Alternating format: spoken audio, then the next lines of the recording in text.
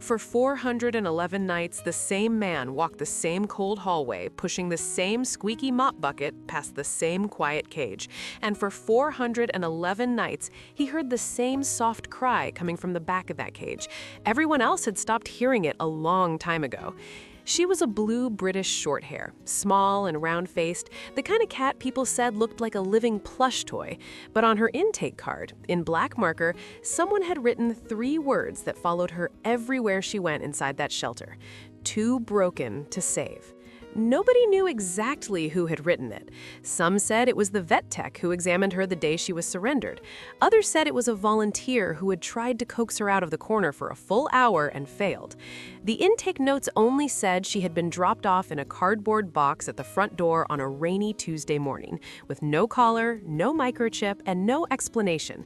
Whoever had owned her before had made sure she arrived as anonymous as possible. The words stuck to her like a shadow, and over the months, volunteers stopped trying, adopters stopped pausing in front of her cage. Even the other cats in the room seemed to look past her, as if she were already gone.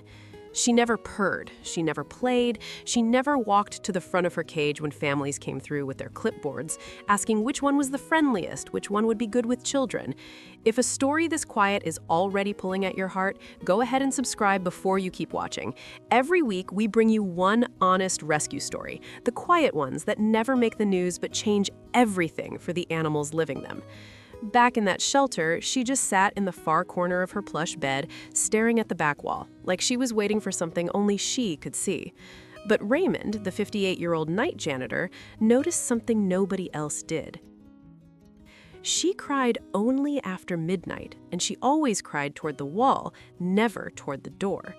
He had worked at that shelter for 11 years. He had watched hundreds of cats come and go. He knew what a lonely cat sounded like, and he knew what a sick cat sounded like, and this was neither.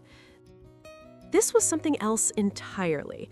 Raymond was a widower. His wife had passed away 4 years earlier, and since then he had traded his daylight shifts for the graveyard hours because the house felt too empty after dark. So he did the only thing he knew how to do. He started leaving his thermos of black coffee on the floor near her cage during his 2 a.m. break. He didn't talk to her, he didn't reach through the bars, he didn't try to coax her out with treats or toys or any of the tricks the daytime volunteers had already exhausted. He just sat there on an overturned supply bucket and listened. Night after night after night, the way nobody had listened to her in over a year. On some nights, he would read his newspaper out loud in a low voice, not to her specifically, but just so she could hear a human sound that wasn't yelling or demanding or disappointed. On other nights, he would just sit in silence with his coffee, letting the clock tick past 2:30, past 3, past 3:30, while she stared at her wall and he stared at the floor. His coworkers thought it was strange. His supervisor once asked him why he bothered. Raymond shrugged and said he wasn't bothering anyone. He was just taking his break. But on the 411th night, something shifted. Raymond came in at his usual time, rolled his bucket into place, and sat down with his thermos like always. But when he looked up, she wasn't in her corner. She was standing at the front of the cage. She was looking directly at him, and she was crying in a way he had never heard before. It was sharper than the midnight cry. It was louder. It carried something underneath it that sounded almost like desperation, like she was trying to tell him something she had been holding back for a very long time. Raymond stood up slowly. He didn't want to startle her. He walked closer to the cage, and she didn't back away. She pressed her small, round head against the bars, still crying, still watching him, and for the first time in 411 days, her eyes were not staring at the wall. They were staring straight at him.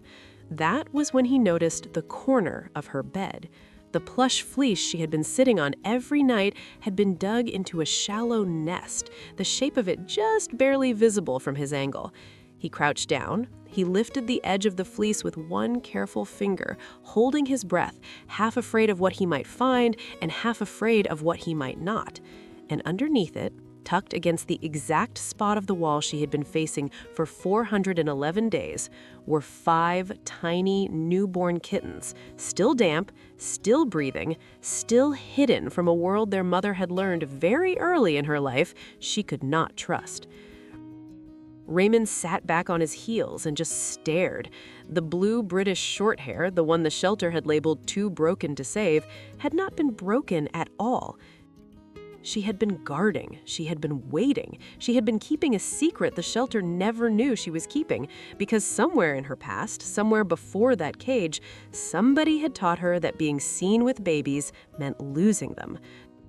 So she had learned to give birth silently, she had learned to nurse silently, she had learned to cry only at an hour when no one was around to hear her, and only toward a wall where no one could see what she was really crying about. And she had chosen on the 411th night to finally trust one single person with the things she had been protecting all along. The kittens were a mix of soft blue, pale lilac, and a darker smoke gray, and every single one of them had the same round face as their mother. Raymond called the shelter director at 3 in the morning, his hands still shaking from the cold and the shock of it. The director drove in before dawn. A veterinarian was called, the kittens were weighed, warmed, and checked one by one, and every single one of them was healthy.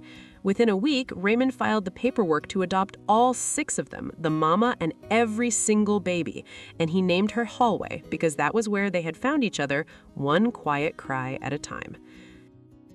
Today, Hallway lives in a small house with a sunroom that gets the morning light, and all 5 of her kittens grew up healthy and stayed close to her.